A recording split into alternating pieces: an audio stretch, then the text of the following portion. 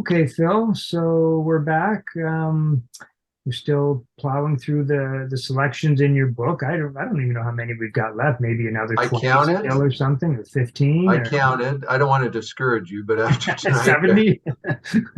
there's still 11 to go, I think. Oh, that's not bad. Hey, I said 20 or 15, so 11 Okay, is no, pretty no, good. we're near the finish, the rainbow or the finish line or I think whatever we it's can going to do say. it 2023. But we're Yeah, gonna you've paired two together today, which obviously make complete sense. The Graduate and Midnight Cowboy. So it's 60. Is it 68, 69? Is that the years of those two? 67, 69. 67, 69. Yeah. So probably don't need a huge amount of introduction, the two movies, but Well, why the don't first, you I'll just just, set the stage, I guess. yeah, I'll say why I pair them together. It's not just because of the soundtracks. They're two films that have really fallen out of favor a little bit. One, The Graduate, more precipitously than Midnight Cowboy. The Graduate has really taken a hit the last even decade or two. And I was trying to think of the reasons why. I think they're pretty clear. I listed four. I remember Ebert went back to it when Ebert was still, doing the show. He went back and he actually gave it a negative review. Said, "I can't believe I Really? loved this when I was younger." Yeah. Wow. So I think the reasons are, I mean, it is considered kind of glib now, um, especially in terms of being really kind of disconnected from the issues of the day. I mean, Benjamin seems completely oblivious, and not just him, but the film itself seems completely oblivious to the two great issues of the day, which would be civil rights and the war. I Yeah. mean, neither one ever comes up directly, which, I think you can make a case how they just made a decision. They were going to handle it a certain way by not becoming this, they were probably worried about becoming topical by having that stuff in there, that would Yeah. date the film really quickly. But anyway, there's no, I mean, there might be a glancing, I don't even think there's a glancing reference here or there. I don't think there's a black character in the film anywhere. Yeah. Um, and then two more things. I think Hoffman's performance is considered kind of one note now. Hmm. Kale, who really panned Rain Man, said it's like watching basically Benjamin Braddock if you were autistic, that Hoffman's still, I think her famous great line was something, he's still humping the same piano note 40 years later, 20 years later at the time. And the thing that's really come into focus the last few years is just how cruel the film is to Anne Bancroft, right? Like, Yeah. no woman this old should have an affair, and she's made to look like a real kind of nasty the way they Yeah. photograph her and everything. And that's become more of an issue. So, and not everybody thought it was a great film at the time, but it's really fallen. The film from '67 now, far and away, is Bonnie and Clyde. Mm. Um, Midnight Cowboy, not quite as drastically, but it also gets accused of being a little glib or superficial, especially in the one scene where uh, Joe Buck is with Voight is with Sylvia Miles, and as they have sex, they keep hitting the remote control, and it keeps jumping from one TV show to the next, Yeah. Yeah. and it's just a real kind of something. It's the one I've so internalized the film, I don't mind it, but it is very kind of gimmicky. Is it like And supposed to be like a comment on the popular on culture kind of thing? exactly, Yeah. exactly. One station after another. You've got the Yeah. woman who's got her dog on the talk show, and she's got the dog dressed up in clothes and is putting makeup on the dog, and then it goes to other things, and that's exactly what it is. Um, I think it gets accused of stealing a lot from underground cinema and the whole thing with Mm. Warhol. Yeah. I read that really good book. I meant to have two books on hand. The Mark Harris, obviously, which deals with The Graduate, and then I liked the book I read on Midnight Cowboy. The way they presented it, I thought that Warhol was okay with the film, that he had been approached, and he said, "No, no, you go ahead and do it the way you want." But I can't remember now. And they borrow some Warhol people. They borrow Yeah. Viva and I think other people turn up in the party scene, and just the techniques and style of it. I think it's sort of okay. This is a mainstream version of what other people were doing, and obviously it's not a mainstream film. It was X-rated. That's why it's famous. Yeah. Uh, but it's considered sort of, as much as you want to say it's a Hollywood film, of being a Hollywood version of stuff that people were doing much better elsewhere. And then the other thing is, especially, it's got all these caricatures in the film, especially the gay characters that John Voight engages with directly. I mean, there are three. There's two old Hollywood actors, one of whom was really uncomfortable doing it. That would be John MacGyver, Mm. the first guy that Hoffman sends him to, the guy that says, get down on your knees. We're going to pray, Joe Buck. I'm going to work you. He's an old Hollywood guy who was in Breakfast and Tiffany's. I think he was uncomfortable with doing it. And then there's Barnard Hughes, who is Townie, the guy who's just in New York on quote unquote business. Obviously, they're there to cruise, who Buck beats up to get the money to go to Florida. He was, all for it, I think. And then the third guy would be the kid, Bob Balaban, who was about 14 at the time, who later became famous as for character actor and on Seinfeld.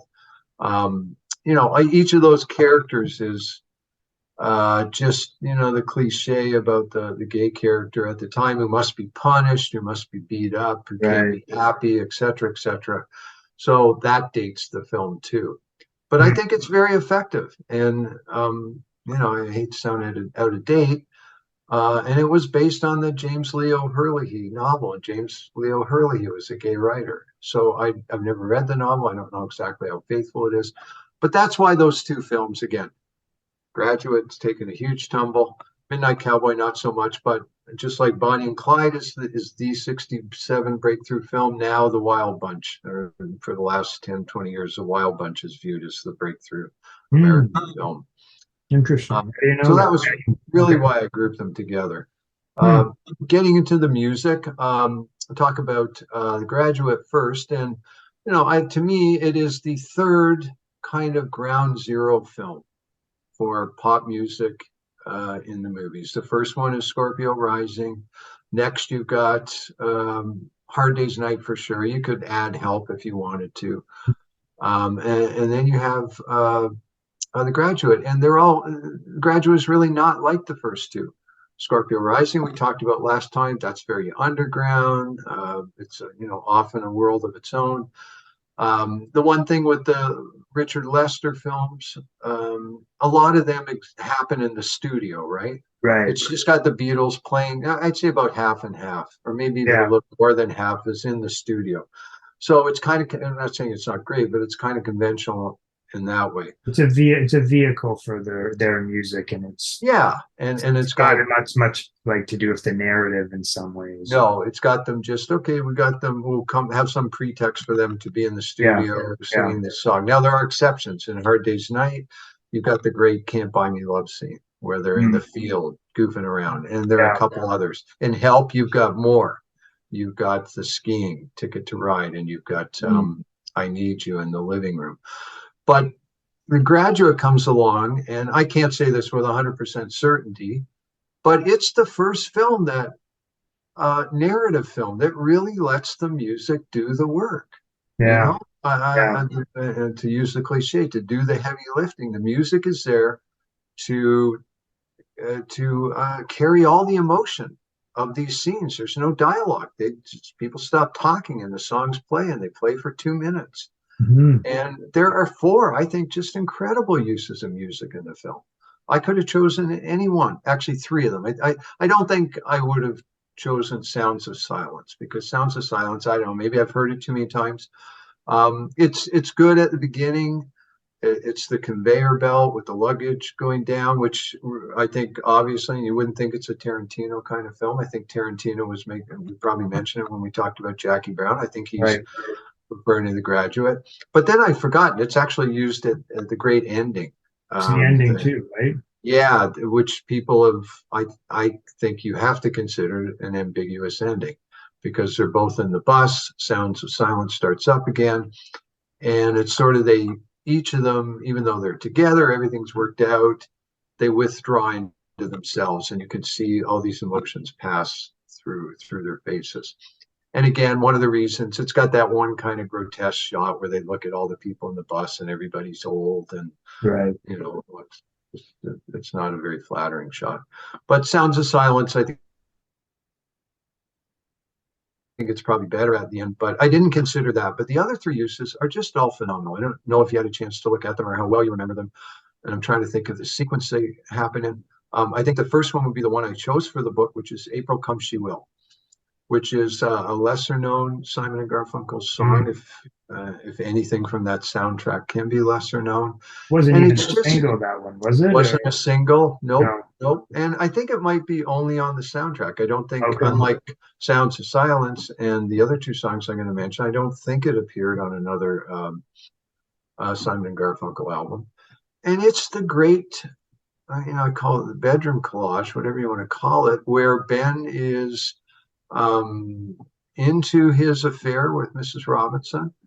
And it's just sort of conveying this procession of days, just the whole summer going by. It's got the shot of him in bed, and we see sometimes we don't even see Anne Bancroft's face, which again is not very respectful of her. We just see a woman pass back and forth as he lies there, and it mixes in shots of him. It's got a couple of just amazing. The filmmaking is really subtle. It's got one shot of him.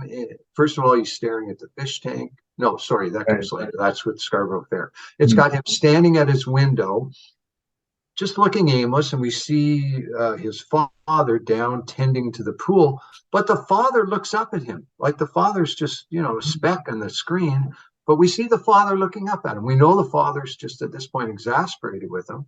Yeah. Ben's not looking at him. And then it's got another um no that's it's got, I hate to say it, I'm describing Scarborough Fair right now, so put that aside. April Come She Will is just passing back and forth. We do get one shot of him passing by his mother to go out to the pool, and the Right. mother Okay. just kind of looks over at him. I mixed up a lot of stuff there.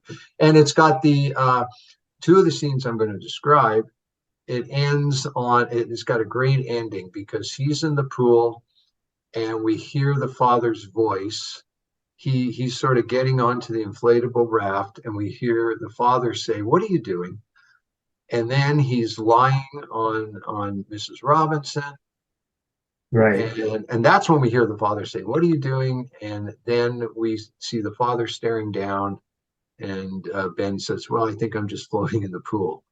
And the father says, "Why?" And he goes, "Well, it's pleasurable just to drift here."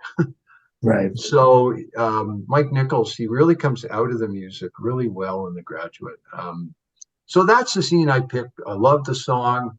I love just how much is communicated, like how, and this is where the music's so great. How is he going to get across this idea that the affair went on for the summer? Ben's, both parties, I imagine, are getting bored. Ben is the one who's really cruel about it. And the song even has a lyric about something, an affair getting tired or something. Mhm. And instead of, there are a million ways he could have done that that would have been in any number of Hollywood films. And he says, we'll let the song play for its duration, and we'll just communicate it, which is simply him lying there as he watches a woman pass back and forth. It's great. Yeah. Yeah. It's just great. And the other two I could have picked, and when I watched Scarborough Fair tonight, I just said, "Wow, I just easily could have picked that because I'm not as tired of the song. I've always loved the song. I'm not as tired of it or at all, which is not true of Sounds of Silence. And I've already described a couple of the subtle shots, the one where he's at the window and you see the father, and the other kind of amazing shot. That's the scene where the scene has already happened where he confronted. It had that great sequence where he ran to tell Elaine somehow or to get her away, and he had to confess to the affair right with Mrs. Robbins. Oh, he said, "I've had an affair with an older woman." And she's like, "Is it over? Who is it?" And then there's Mrs. Robinson, Mhm. and it occurs, they both look over and she realizes who it is. And he basically, I don't want to use the word stalking, but he just follows. He drives his car up to the house and he watches.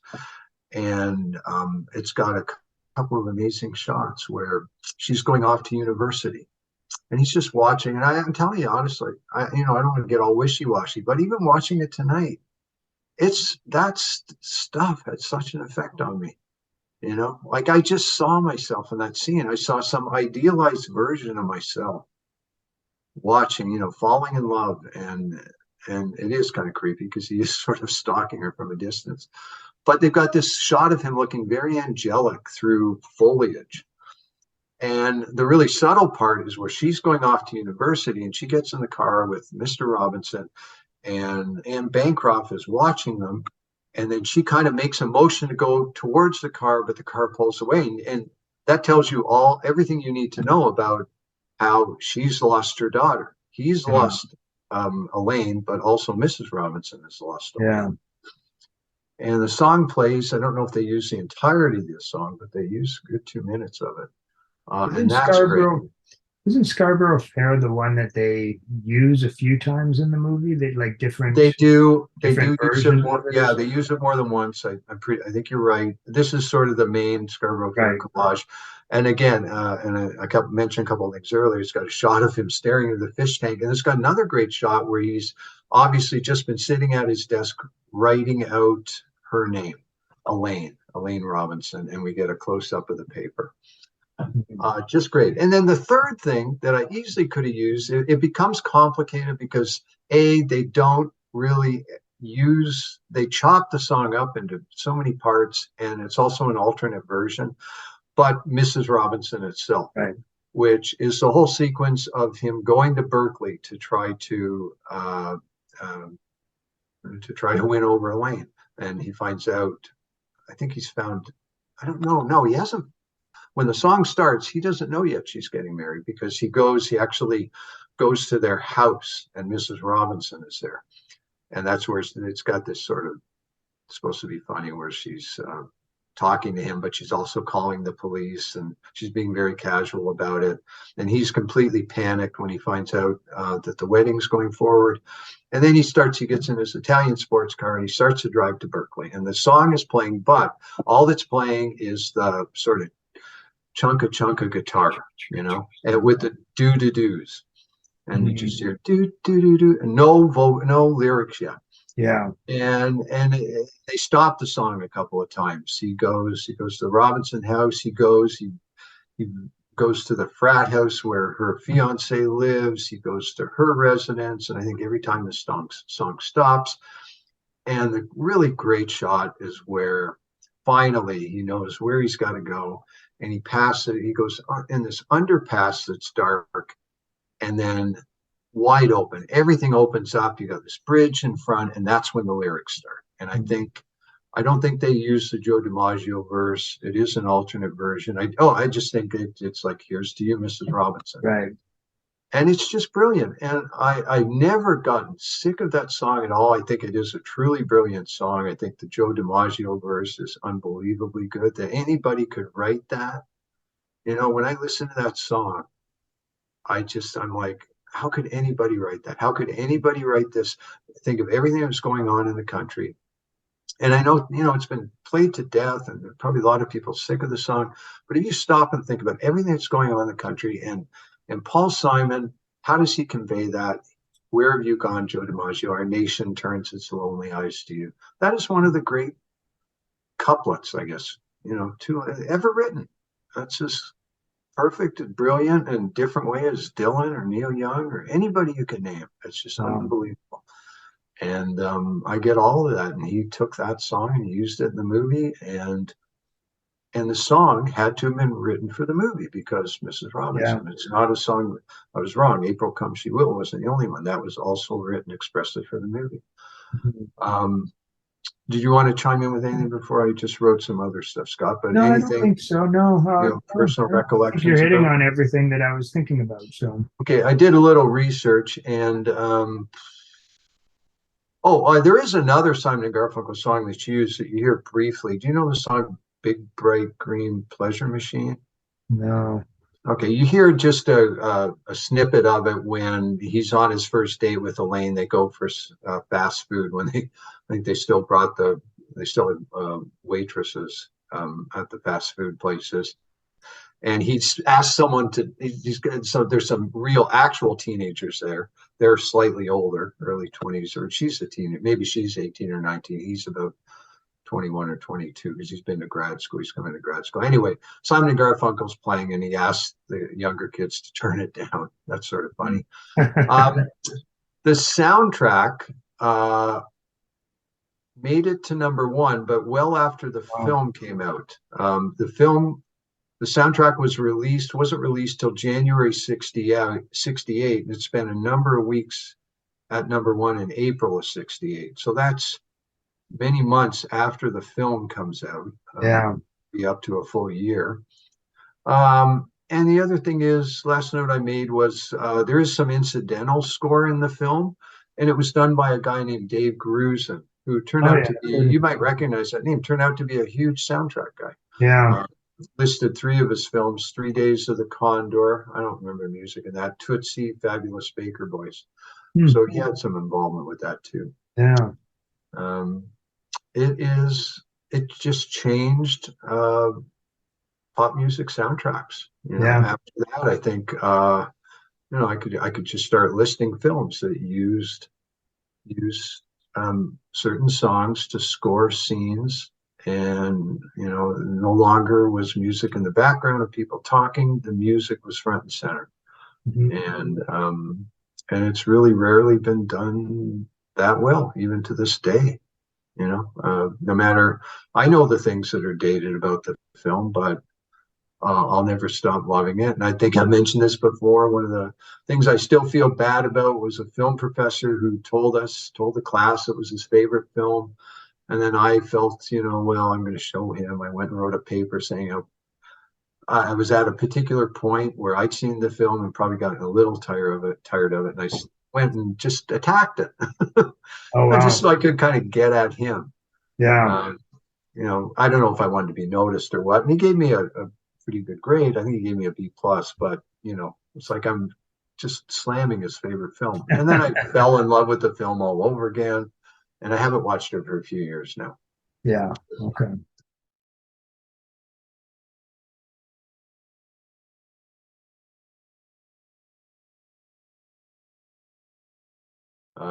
Do you have a personal reaction to the soundtrack? Do you love it, or is it something you came to too late and it's just okay, whatever? I came to it late for sure. I didn't see the movie for the first time until the 80s, maybe even later than that. I've always been aware of it, of course. And Simon and Garfunkel, and I never had hugely strong feelings either way about Simon and Garfunkel when I was younger. I know a lot of critics can't stand them, and some love Paul Simon. Simon and Garfunkel. I think Kursigow, someone that couldn't stand them or didn't like them that much, but then ended up liking Paul Simon, obviously loving Paul Simon. And I think Marcus just hates anything to do with Paul Simon. I'd never even heard him single out a song that he might like by him or something. He had one review that still makes me laugh, or something about Graceland, where he did a parody review of it, or he quoted somebody else's parody. I remember, I think about, I was over at Sting's house and we heard this amazing music. But I've come to, I think I liked Simon and Garfunkel as a kid, but we never really had their records in the house, so I just didn't have a deep attachment to them. But I hear those all as mostly good songs. The last time I think I've only seen the movie twice. The last time I watched it, I remember being a little annoyed by the reprise of Scarborough Fair when it showed up a few times. Something about it got on my nerves a little bit. I don't know if I was just being a little pedantic about it or something.